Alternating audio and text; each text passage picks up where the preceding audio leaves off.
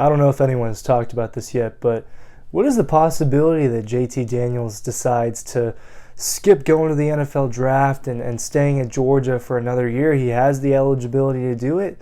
Not something that I've seen a lot of people, if any, really talk about as a possibility, so I'm going to dive into that a little bit here. Ryan Curley from Dog Post bringing you all the details and some commentary.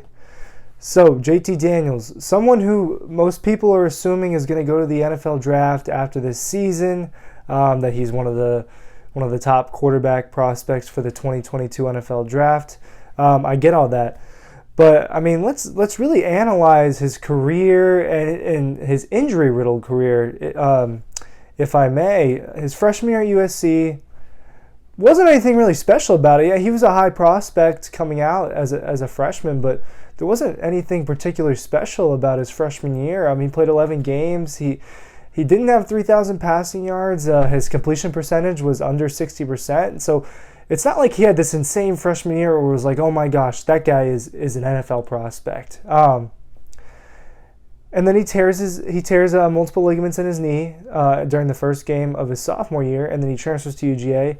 And he misses most of the season. He only plays the last 4 games. He was impressive in those games in Georgia. Don't get me wrong. This is not a JT Daniels sucks video, so please don't take it that way.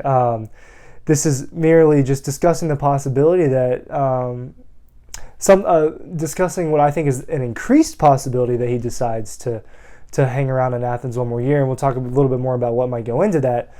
But more of a timeline, going back to the timeline, he plays his. He has to sit out for most of the year because he's not recovered quite yet. And then he plays those 4 games. He plays really well for Georgia last year.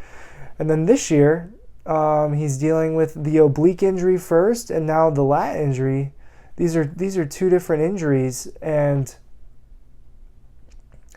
he's shown that he's a little injury prone, but through 5 games, he's only played in 3. And in the Clemson game, the opener, you could tell that he wasn't 100%, and the playbook wasn't completely open, something that you think they would do in a game like that, get the ball downfield and show off some of the explosion, but they didn't really do that much. I'd like to think that that's because JT Daniels was injured and not just because of play calling, but to put it in short, he's been injured for a lot of his career. He hasn't been able to stay healthy.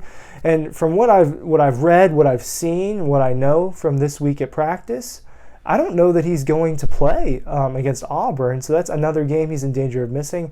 That would put him out for the 3rd game out of 6. On Monday he wasn't throwing. What I've been told is that he has thrown a little bit, but not in full. That he hasn't been practicing in full this week. So that means Stetson Bennett's operating as the number 1 quarterback in practice, and that he's likely to start. There's no definite on that. We could get down there and JT could be thrown into the game, but right now it looks like Stetson Bennett's going to be the quarterback again on Saturday against Auburn. So, and then if you look at his stats, he's attempted 71 passes this year. 41 of them came against South Carolina.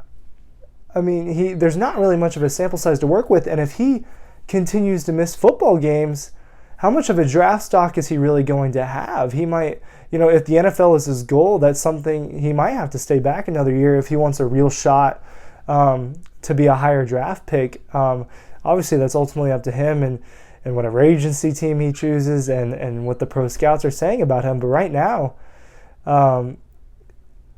his draft stock is not on the rise, and you can look at all of the pre-draft rankings. He's starting to slide down those lists, and if he keeps missing games, then he's not going to have as much of a sample size for pro teams than he could. He very well could come in this week, next week, the week after that, and not miss another game the rest of the season and ball out and lead Georgia to the national championship and show why he's an NFL quarterback. That could happen. Or he could play out the rest of the season injured and Georgia doesn't win a national championship and he has unfinished business. I don't know the answer to this question. I'm simply talking about it today as a possibility because I haven't heard anyone talking about it very much. I haven't seen much about that. And I asked a couple people, and they're like, "Oh no, I don't know what he would do." I mean, Georgia's quarterback situation next year is becoming interesting, especially with how Stetson Bennett has taken over this year as the number 2 over Carson Beck, even though we thought it was going to be Carson Beck. The assumption for next year has been that the starting quarterback is going to be between Carson Beck, Brock Vandagriff, and 4-star recruit Gunnar Stockton out of Raven County, Georgia.